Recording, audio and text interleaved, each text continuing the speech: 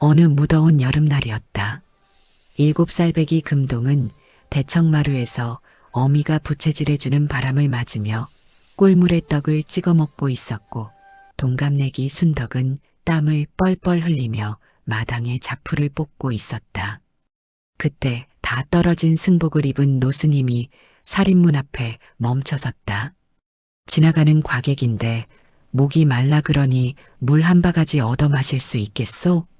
최 씨는 귀찮다는 듯 손을 휘저었으나 순덕이 얼른 뛰어가 표주박에 물을 가득 담아 공손히 내밀었다. 스님은 시원하게 물을 들이켜고는 대청마루에 호강하는 아들과 마당에서 흙투성이가 된 딸을 번갈아 보았다. 그리고 혀를 끌끌 차며 중얼거렸다. 기구하도다. 한 놈은 부모 등골을 빨아먹을 거머리요. 다른 한 놈은 늙은 부모 업고 갈 지팡이로다. 최 씨가 눈을 치켜뜨며 따졌다. 아니 스님, 물 줬더니 그게 무슨 악담이요? 누가 거머리고 누가 지팡이란 말이요? 스님은 그저 모호한 미소만 남긴 채 표주박을 돌려주고 뒤돌아섰다. 최 씨는 멀어지는 스님의 뒷모습을 보며 콧방귀를 뀌었다. 보나 마나지. 우리 귀한 금동이가 집안 일으킬 지팡이고 저 천한 것이 내 등골 뺄 거머리라는 소리 아니냐. 재수 없게시리. 안녕하세요. 야담야담에 오신 걸 진심으로 환영합니다. 이야기가 마음에 드신다면 구독과 좋아요로 응원해주시면 정말 감사하겠습니다. 여러분의 작은 관심 하나하나가 제게는 정말 큰 힘이 되고 있어요.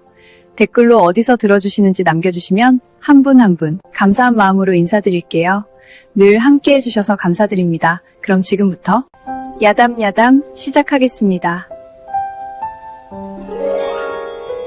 나옵니다. 고추요, 고추. 산파의 외침에 밖에서 기다리던 남편과 최 씨는 세상을 다 가진 듯 기뻐했다. 하지만 기쁨도 잠시 산파의 다급한 목소리가 이어졌다. 하나가 더 있네요. 쌍둥이여요. 딸이네. 최 씨는 땀에 젖은 몸을 일으키며 갓 태어난 순덕을 밀쳐내듯 쳐다보았다. 금지옥엽 아들의 기운을 나눠 가진 것도 모자라 감히 사내 아이와 한나란 씨에 태어난 계집아이. 재수옴 붙었네. 하필이면 고추 달린 귀한 놈이랑 같이 나올 게 뭐람. 최 씨는 젖이 퉁퉁 부르면 언제나 금동에게 먼저 물렸다. 금동이 배불러 새근거리고 잠들고 나서야 순덕에게 차례가 돌아갔다.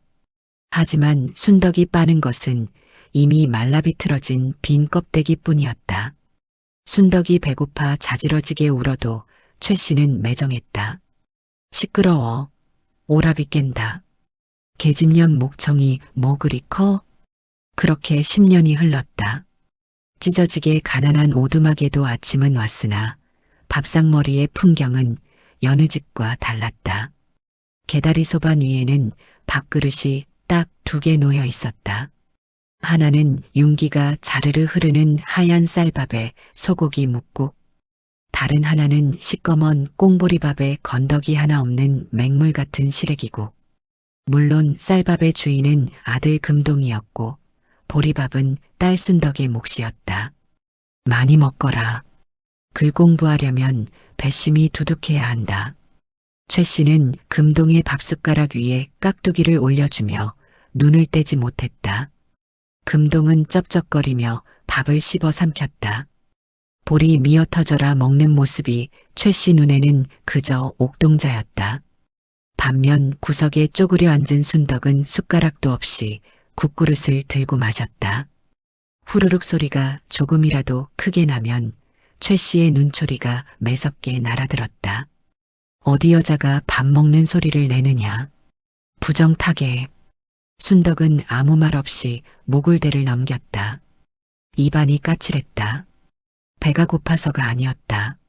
목구멍으로 넘어가는 것이 밥이 아니라 서러움인 탓이었다. 엄니, 나도 고기 한 점만 줘요. 국물 맛이라도 보게. 어린 순덕이 용기 내어 말했다. 최 씨는 들은 채도 안 하고 밥그릇을 싹싹 긁어 금동에게 줬다. 내 오라비 먹을 것도 없다. 계집은 흙만 파먹어도 사는 법이다. 썩 나가서 물이나 길어 오너라. 순덕은 빈 그릇을 내려놓고 밖으로 나갔다. 등 뒤로 금동의 트림 소리가 우렁차게 들렸다. 10살이 되던 해 마을 서당 훈장이 최 씨 집 앞을 지나다 발걸음을 멈췄다. 사랑방에서 글 읽는 소리가 유난히 낭낭했기 때문이다. 하늘 천 땅지. 훈장이 방 안에 들어가 금동의 글솜씨를 확인하고는 무릎을 쳤다. 허허, 금동이가 머리 하나는 타고났구먼. 이 정도면 소학을 떼고도 남겠어. 부인, 아드님 잘 키우시오. 장차 이 집안을 크게 일으킬 제목이요. 최 씨는 입이 귀에 걸려 어쩔 줄을 몰랐다. 아이고, 훈장님도 참. 우리 금동이가 좀 영특하긴 하죠. 내 이놈 뒷바라지 하느라 손발이 다 닳았습니다요. 훈장은 흐뭇하게 웃으며 금동에게 한 가지를 더 물었다. 허면 금동아, 글자만 외울 게 아니라 뜻을 알아야지. 군군신신 부부자자가 무슨 뜻이냐? 자신만만하던 금동의 눈동자가 흔들렸다. 달달 외우기는 했으나 속뜻까지는 헤아리지 못한 탓이었다. 그게 임금은 임금님이고 신하는 신하고. 금동이 꿀먹은 벙어리가 되어 식은 땀만 흘리고 있을 때였다. 창문 너머 텃밭에서 김을 매던 순덕이 흙 묻은 호미를 쥔 채 혼잣말을 중얼거렸다. 임금이 임금 노릇을 똑바로 해야 신하가 신하 노릇을 하고, 아비가 아비다워야 자식이 자식답다. 각자 제 할 일을 해야 세상이 바로 선다는 이치건을. 담장 너머로 그 작은 중얼거림을 들은 훈장의 귀가 번쩍 뜨였다. 훈장은 놀란 눈으로 창밖의 순덕을 내다보았다. 꾀재재한 몰골의 계집아이였다. 훈장은 금동과 순덕을 번갈아 보더니 탄식하듯 내뱉었다. 통탄할 노릇이로다. 저 아이가 고추를 달고 나왔으면 나라의 기둥이 되었을 것을. 제주는 누이가 가졌는데 껍데기는 오라비가 썼구나. 훈장은 아쉬움에 혀를 차며 돌아갔으나 그 말은 최 씨의 가슴에 독사처럼 파고들었다. 제주는 누이가 가졌다? 최 씨의 눈에 순덕은 더 이상 딸이 아니었다. 금동이 가져야 할 복과 재주를 뱃속에서부터 훔쳐나온 도둑년이었다. 최 씨는 훈장이 사라지자마자 방문을 박차고 나갔다. 그녀의 손에는 굵은 회초리가 들려 있었다. 인연이 어디서 건방지게 오라비 길을 꺾어? 감히 훈장님 앞에서 아는 체를 해? 내년이 구슬해서라도 오라비 앞길을 막으려고 환장을 했구나. 영문도 모른 채 순덕은 매질을 당했다.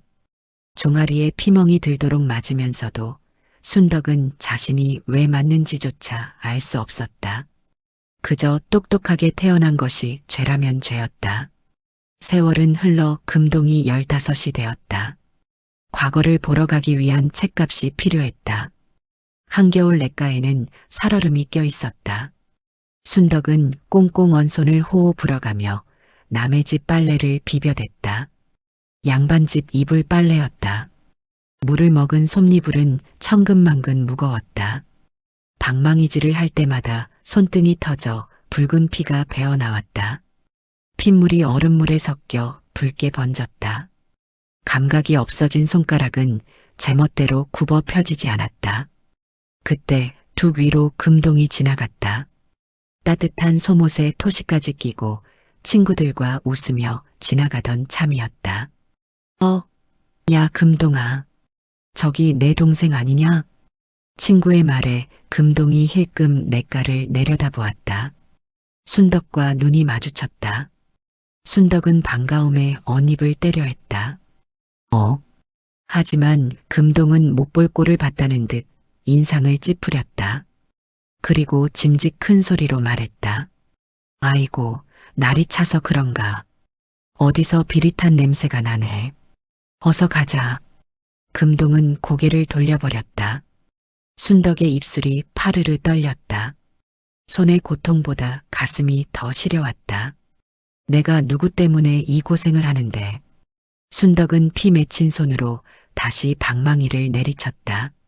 철썩, 철썩. 얼음장 깨지는 소리가 제 마음 깨지는 소리 같았다. 금동의 상경 날짜가 잡혔다. 보찜을 싸야 하는데 쌀독은 바닥을 보였고 엽전 한 입 없었다. 최 씨의 눈이 번들거렸다. 그녀는 부엌칼을 들고 순덕에게 다가갔다. 앉아라. 엄니, 왜 그래요? 내 머리카락 읍내 가발 장수한테 팔면 돈 꽤나 받을 게다. 순덕은 기겁하며 뒤로 물러섰다. 처녀에게 머리카락은 목숨과도 같았다. 싫어요. 이것만은 안 돼요. 인연이 오라비가 과거 보러 가는데 빈손으로 보낼 셈이냐? 머리카락이야 또 자라겠지만 과거는 때가 있는 법이다. 최 씨는 순덕을 억지로 꿇어앉히고 댕기 머리를 싹둑 잘라냈다. 서거. 흉한 소리와 함께 검은 머리카락이 바닥에 흩어졌다. 순덕은 잘린 머리를 부여잡고 통곡했다. 하지만 최 씨의 광기는 거기서 멈추지 않았다. 그녀는 집 뒤편에 있는 작은 채소밭 문서를 꺼냈다. 엄니, 설마 밭까지 팔려는 거요? 그거 없으면 우리 뭐 먹고 살아요? 입 다물어라. 겨울 나려면 저 밭에서 나오는 무라도 있어야 해요. 우리 다 굶어 죽어요. 순덕이 어머니의 바짓가랑이를 잡고 애원했다.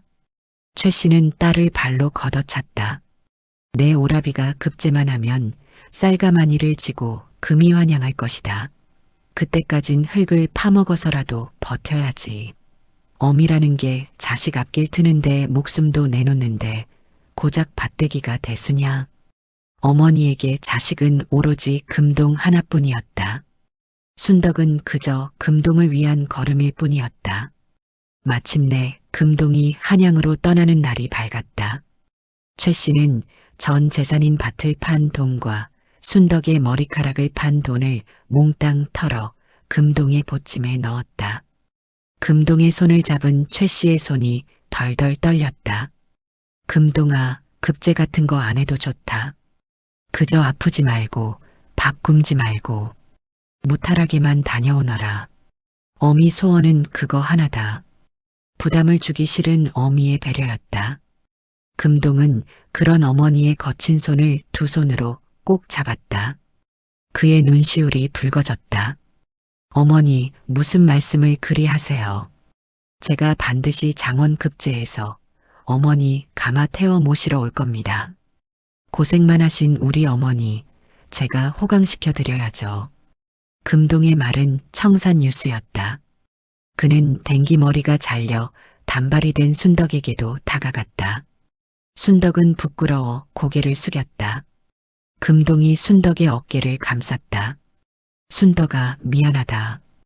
오라비가 못나서 내 머리카락까지 팔게 했구나. 내 한양 가서 성공하면 제일 먼저 내 비단 댕기부터 사서 보내마. 너 시집갈 때 혼수도 이 오라비가 빵빵하게 해줄 테니 조금만 참거라.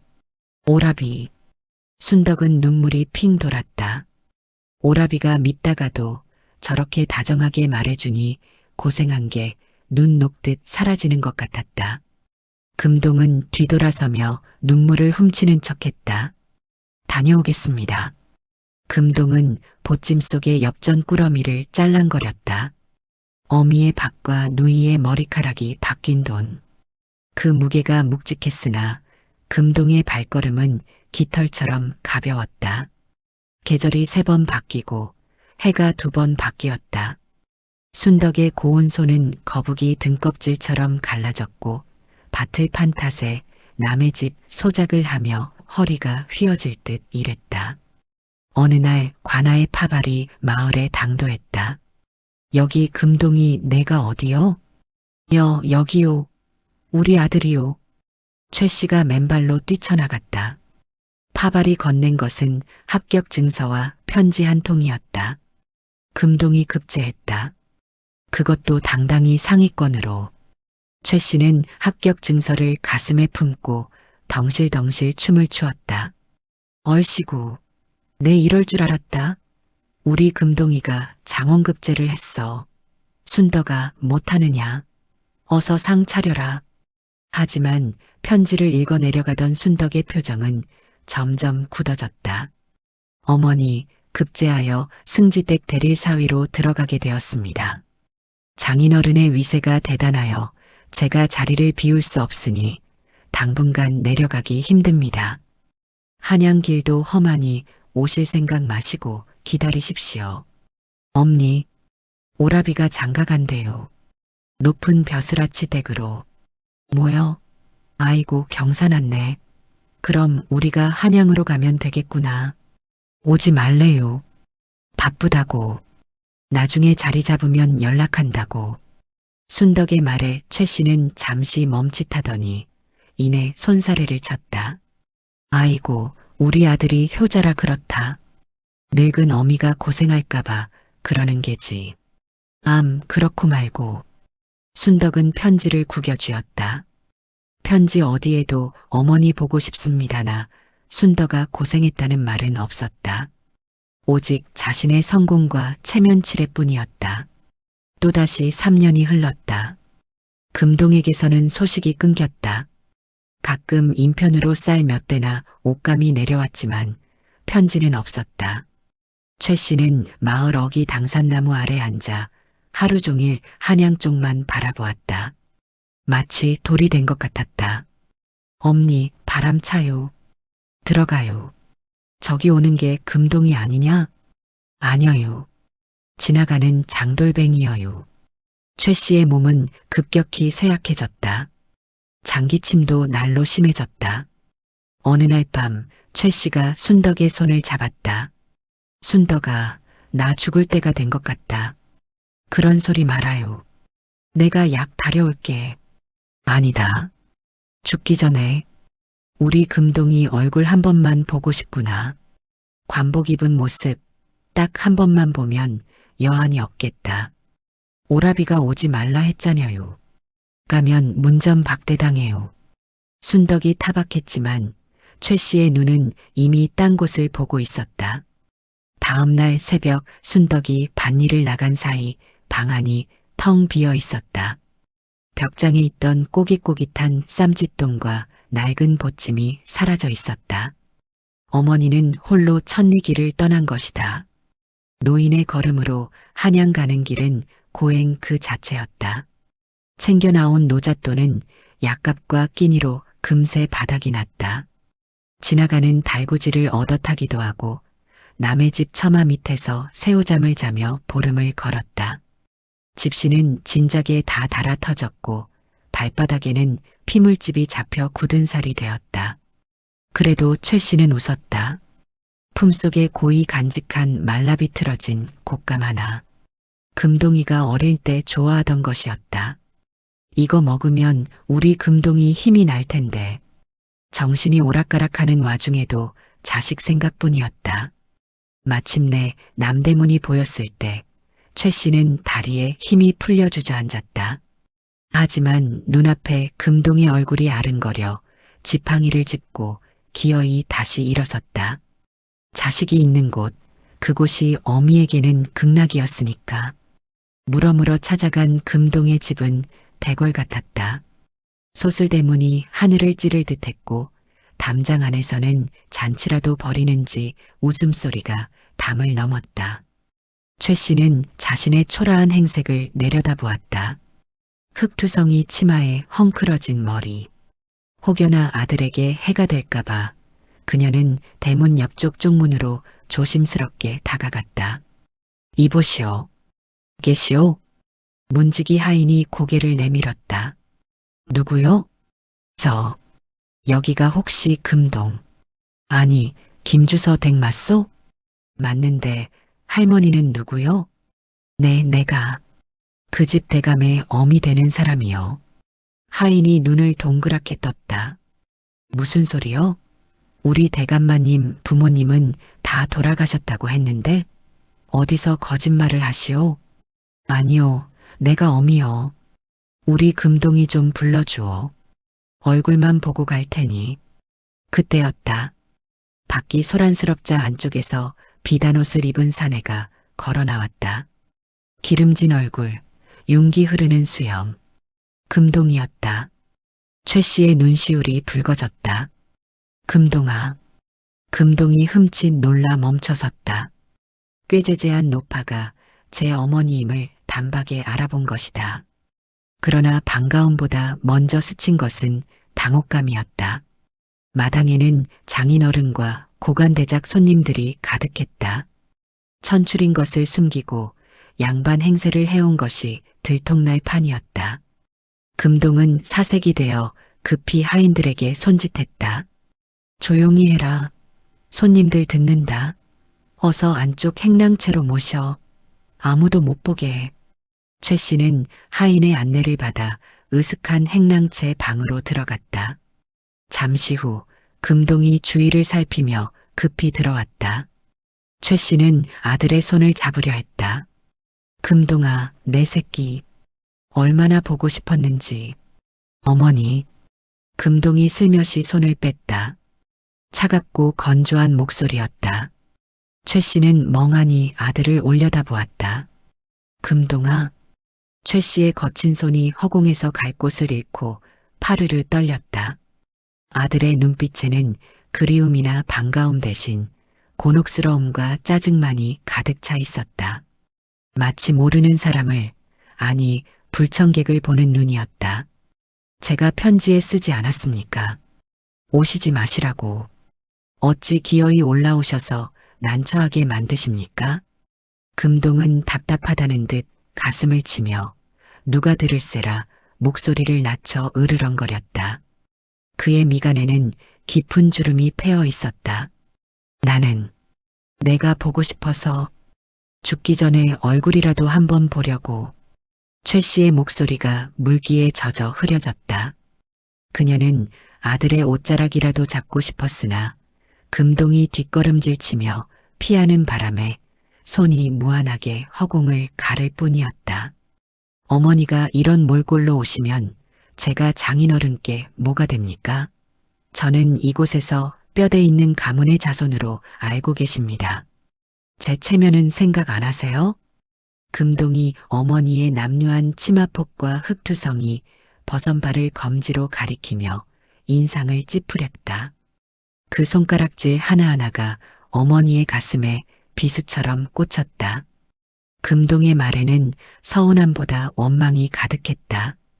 최 씨는 품속에서 뭉개진 곶감을 꺼내려다 멈칫했다. 비단옷을 입은 아들 앞에 내밀기에 자신의 곶감은 너무나 볼품없고 더러웠다. 최 씨는 곶감을 다시 품속 깊이 숨겼다. 금동이 한숨을 쉬며 나가버리고 한참 뒤 방문이 열렸다. 화려한 비단 치마를 입은 여인이 들어왔다. 금동의 처 며느리였다. 그녀는 문지방을 넘지 않고 밖에서 최 씨를 훑어보았다. 서방님 모친 되신다고요. 인사 한마디 없는 싸늘한 말투였다. 그녀는 몸종에게 눈짓했다. 몸종이 작은 소반을 방 안으로 밀어 넣었다. 식은 밥 한 덩이와 멀건 국, 그리고 김치 몇 조각이 전부였다. 잔치상에는 고기와 생선이 넘쳐나건만 시어머니 밥상에는 온기조차 없었다. 서방님이 곤란해하시니 조용히 요기만 하고 계세요. 손님들 가시면 그때 다시 얘기하시죠. 며느리는 치맛자락을 끌며 나가버렸다. 최 씨는 찬밥을 바라보았다. 배가 고파서가 아니었다. 밥알을 씹으면 눈물이 터질 것 같아서 숟가락을 들 수 없었다. 아들은 나를 부끄러워하는구나. 그 사실이 천리길의 고단함보다 더 뼈가 시리게 아파왔다. 새벽녘 동이 트기도 전이었다. 금동이 하인 하나를 데리고 행랑채로 왔다. 어머니, 차비 좀 넉넉히 넣었습니다. 금동은 묵직한 돈주머니를 최 씨 앞에 놓았다. 그의 눈은 어머니를 보지 않고 허공을 향해 있었다. 날 밝으면 사람들 눈에 띄니 지금 가시는 게 좋겠습니다. 내려가서 논이라도 사시고 몸 좀 챙기세요. 저는 바빠서 당분간 못 내려갑니다. 금동은 어머니의 눈을 피하며 먼 산을 바라보았다. 그의 말은 빨랐고 말투에는 온기 한 점 묻어있지 않았다. 마치 빚쟁이를 쫓아내듯 혹은 귀찮은 짐을 덜어내듯 서두르는 기색이 역력했다. 최 씨는 입술을 달싹였으나 끝내 아무 말도 나오지 않았다. 그저 깊게 패인 주름 사이로 물기만 차올랐다. 자식이 등을 떠미는데 어미가 무슨 염치로 더 매달리겠는가. 최 씨가 쥔 지팡이만 바들바들 떨렸다. 가세요. 하인 놈이 성문 밖까지 모셔다 드릴 겁니다. 금동은 더 이상 마주하기 싫다는 듯 뒤도 돌아보지 않고 휙 몸을 돌려 안채로 들어가 버렸다. 육중한 문이 닫히는 소리가 차가운 새벽 공기를 갈랐다. 마치 어미와 자식의 연이 끊어지는 소리 같았다. 최 씨는 닫힌 대문을 한참이나 바라보았다. 원망보다는 허탈함이, 분노보다는 깊은 슬픔이 가슴을 짓눌렀다. 하늘에서는 무심하게도 눈이 내리기 시작했다. 모든 것을 하얗게 덮어버리려는 듯 굵은 눈발이 최 씨의 구분 등 위로 소리 없이 쌓여갔다. 성문 밖으로 쫓겨난 최 씨는 방향을 잃었다. 어디가 남쪽인지 어디가 고향인지 분간할 수 없었다. 눈보라가 시야를 가렸고 얼어붙은 땅은 노인의 걸음을 허락하지 않았다. 금동아, 춥다. 문 좀 열어다오. 최 씨는 헛소리를 중얼거리며 비틀거렸다. 체온이 떨어지자 환각이 보였다. 따뜻한 아랫목, 김이 모락모락 나는 쌀밥, 그리고 색동옷을 입고 재롱을 부리던 어린 금동의 모습. 그래, 어미가 간다. 최 씨는 환영을 향해 손을 뻗다가 눈 구덩이 속으로 고꾸라졌다.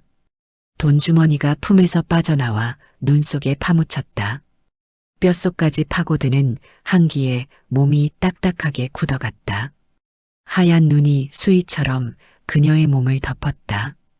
이대로 잠들면 영영 깨어나지 못할 것이었다. 엄니, 엄니. 눈보라를 뚫고 다급한 목소리가 들려왔다. 순덕이었다. 어머니가 떠난 날 밤 순덕은 밥그릇이 깨지는 꿈을 꾸었다. 불길함에 밭일도 팽개치고 무작정 한양길을 따라 나선 지 보름째였다. 순덕은 집신이 벗겨진 줄도 모르고 눈밭을 헤집고 다녔다. 그러다 길가에 쓰러진 익숙한 형체를 발견했다. 눈에 반쯤 파묻힌 회색 치마. 어머니가 아끼던 금동이 벼슬하면 입겠다고 장롱 속에만 두었던 그 옷이었다. 엄니, 정신 차려요. 순덕이 달려가 어머니를 흔들었다. 최 씨의 얼굴은 시퍼렇게 질려 있었고 숨소리는 희미했다. 순덕은 주저없이 자신의 솜루비 저고리를 벗어 어머니에게 입혔다. 자신은 얇은 무명 저고리 하나만 남았지만 추위를 느낄 겨를이 없었다. 안 돼. 이렇게는 못 보내. 집에 가야지, 집에. 순덕은 꽁꽁 언 어머니의 손을 자신의 겨드랑이에 끼워 녹이며 울부짖었다. 순덕은 어머니를 지게처럼 등에 업었다. 바짝 마른 어머니는 깃털처럼 가벼웠다.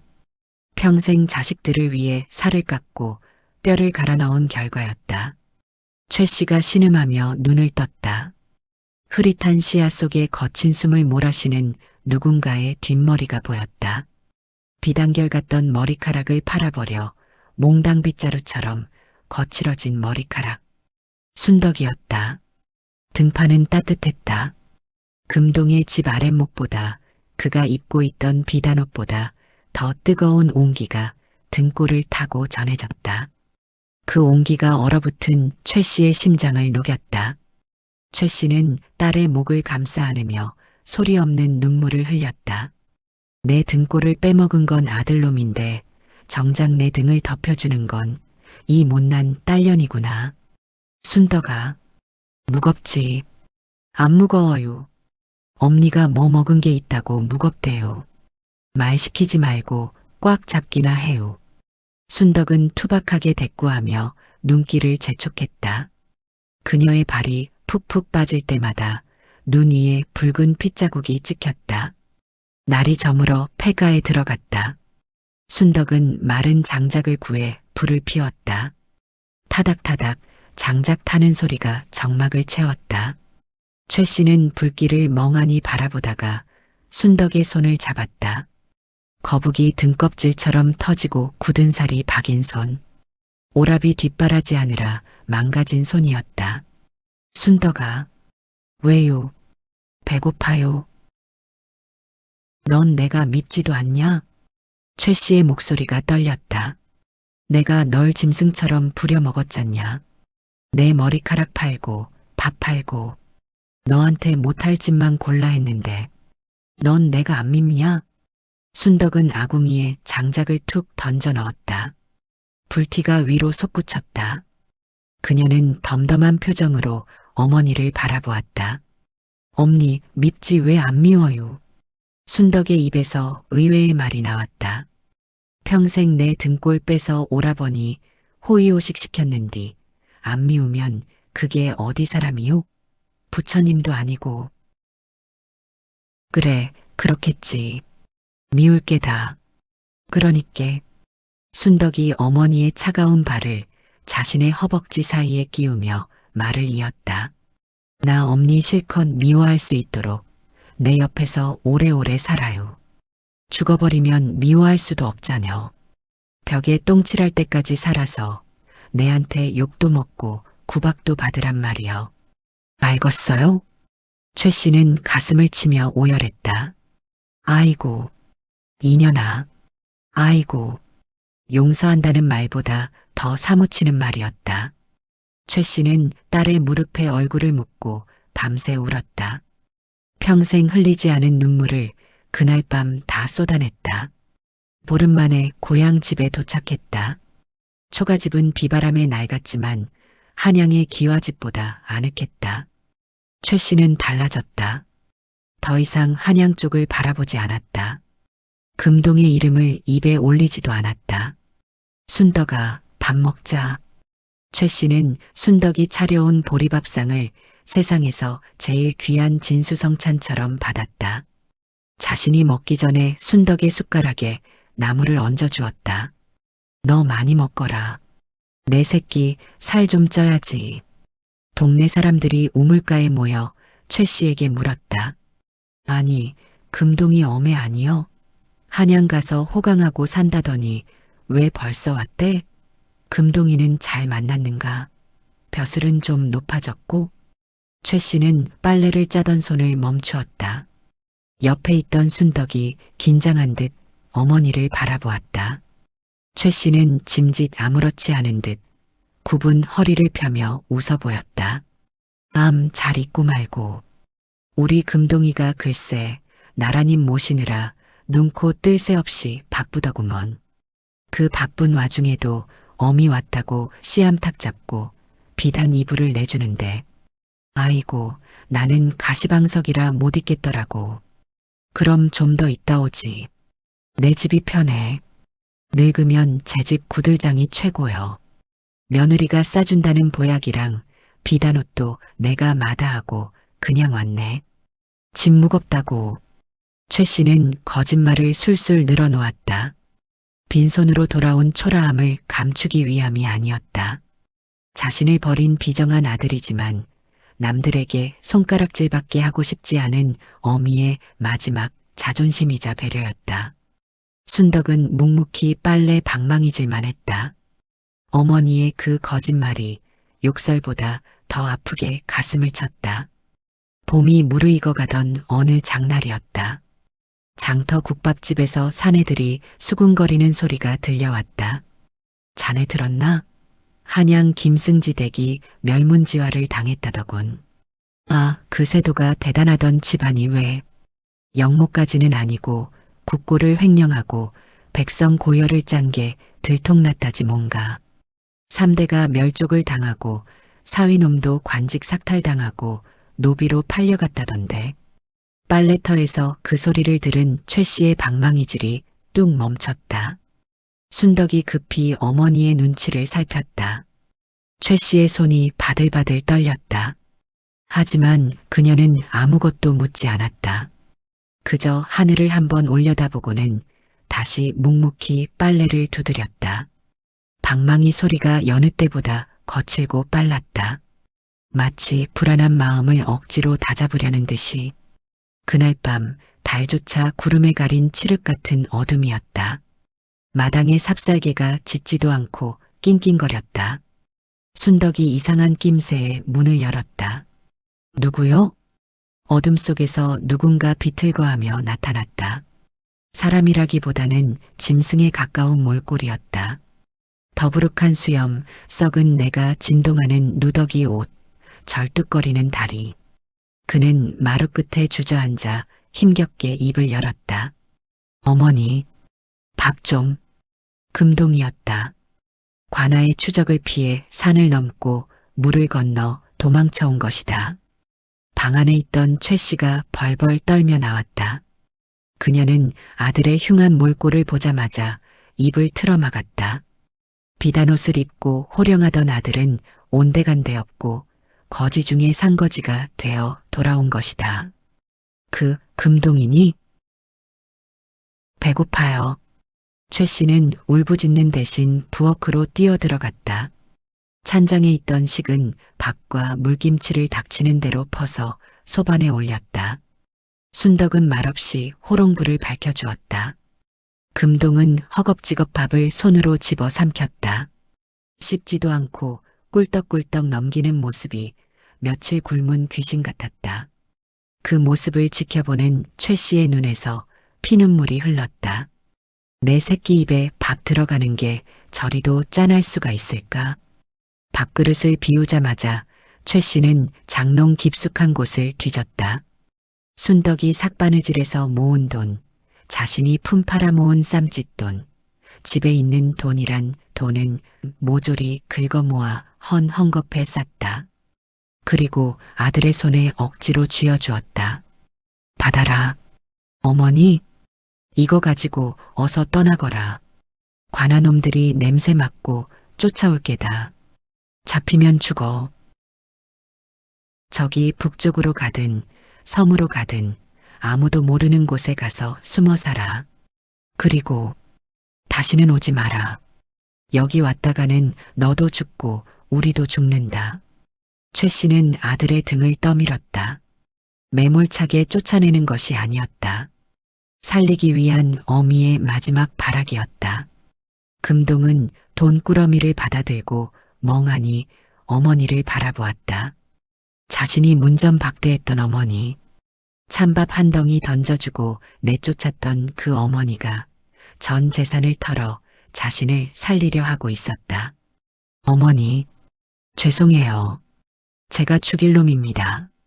금동이 바닥에 머리를 찌으며 오열했다. 최 씨는 고개를 돌렸다. 우는 모습을 보이면 아들이 발길을 떼지 못할까 봐서였다. 듣기 싫다. 어서 가. 썩 꺼지란 말이다. 최 씨의 호통에 금동은 다시 어둠 속으로 절뚝거리며 사라졌다. 도망자의 뒷모습은 처량하고 비참했다. 금동이 사라지자 최 씨는 그 자리에 주저앉아 땅을 치며 통곡했다. 아이고, 내 새끼, 불쌍해서 어쩌나. 따뜻한 밥이나 한번 제대로 해먹일걸. 순덕이 다가와 어머니의 어깨를 감싸 안았다. 순덕의 눈에도 눈물이 고여 있었다. 미운 정고운 정다 든 오랍이었다. 엄니 됐슈. 밥 먹여 보냈자녀. 살 사람은 어떻게든 살아요. 순덕은 어머니를 부축해 방으로 들어갔다. 다음 날 아침 봄바람이 불어왔다. 마당 구석의 앵두나무에 하얀 꽃이 피어 있었다. 최 씨는 마루에 앉아 멍하니 앵두꽃을 바라보았다. 순덕이 끓여온 숭늉을 내밀었다. 엄니 한술 떠유. 순덕아, 왜요? 꽃이 참 곱다. 최 씨가 숭늉 그릇을 받아들며 씁쓸하게 웃었다. 아들은 살아서 떠돌고 딸은 곁을 지킨다. 부귀영화도 벼슬도 다 한바탕 꿈이었다. 남은 것은 늙은 어미의 곁을 지키는 투박한 딸의 손길뿐이었다. 그래요. 꽃이 폈네요. 엄니랑 나랑 오래오래 꽃구경이나 합시다. 모녀의 머리 위로 꽃잎 하나가 조용히 내려앉았다. 바람은 차가웠지만 햇살은 따스했다.